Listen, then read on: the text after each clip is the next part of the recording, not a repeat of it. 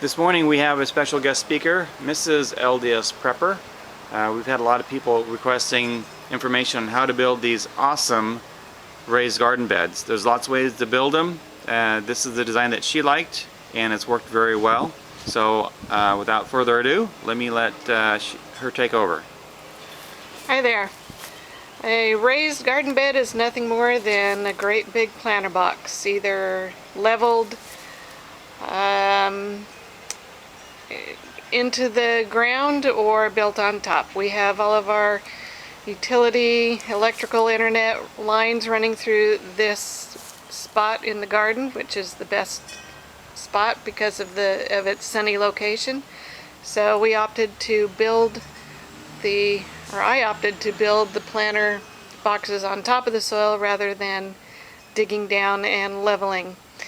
You can do either. Digging down and leveling is going to be a little bit more work in digging. Leveling the timbers on top of the soil also comes with a little bit of extra labor. So what I did, I found a design that I liked, and it called for 6x6 cedar timbers, and that was a little bit out of our price range and a little overkill, so I opted for 4x4 pressure treated lumber. And then after the lumber had dried out over a summer season, I applied a deck stain and sealer so that it has the look of cedar.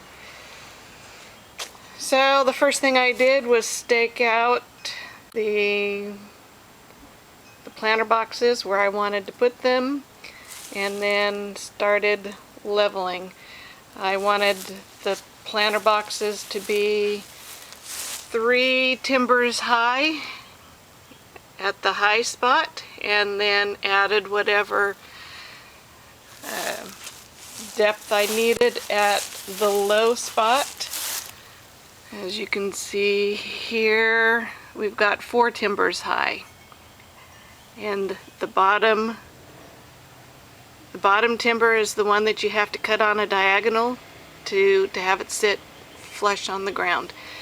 I topped each planter bed with a 2x6 pressure treated lumber because I'd like to have a little seat to sit on as I'm working in the garden. My husband came through one day and noticed the sharp corners on the edges and said it might be a good idea to cut those corners off so that you don't hurt yourself. I thought that was a good idea, so I got my skill saw and just notched those corners. And then to further round the edges, I took my round over bit on my router to the edges and did some more finish work. So you can leave it as rustic as you want, or you can go ahead and finish it the way that you want to garden.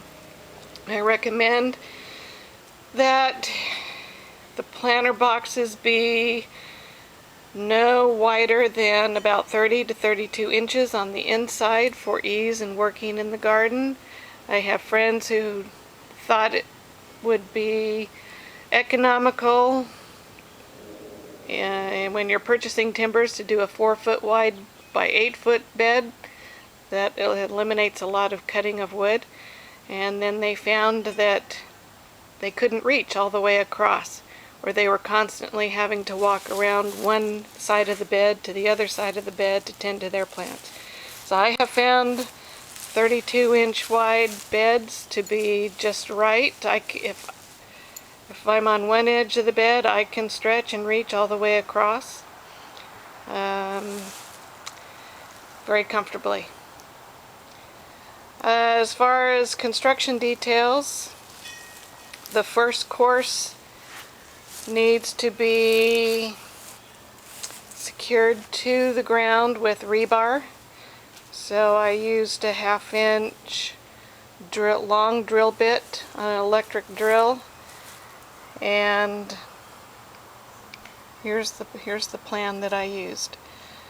So I used 12-inch rebar and drilled these 1/2-inch holes every couple of feet around the perimeter of the bed.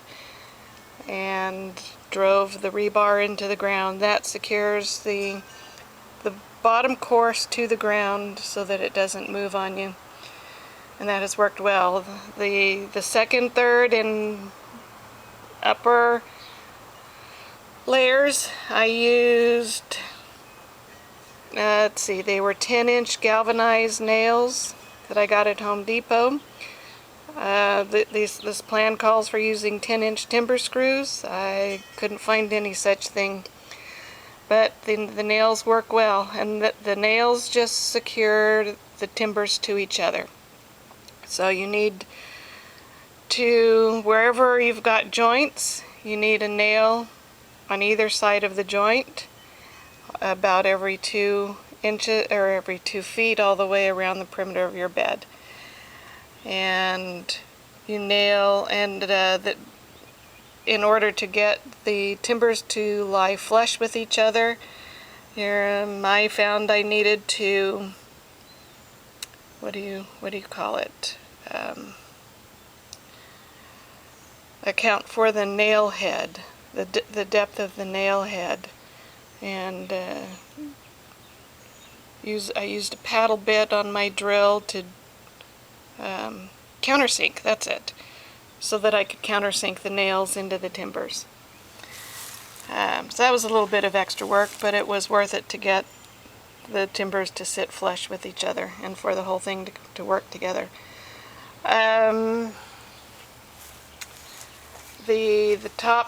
top cap rail I secured with 3.5-inch decking screws at the corners.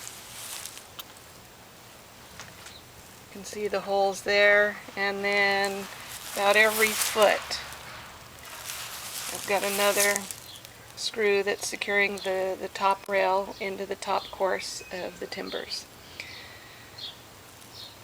So to prevent this St. Augustine and yucky kind of grass from going up into the timbers, I placed weed block down first, and then added a 1/4-inch layer of newspaper on top of that, and that has worked really well to keep the grass on the outside and not interfere with my grow boxes on the my plants on the inside. So that's about it.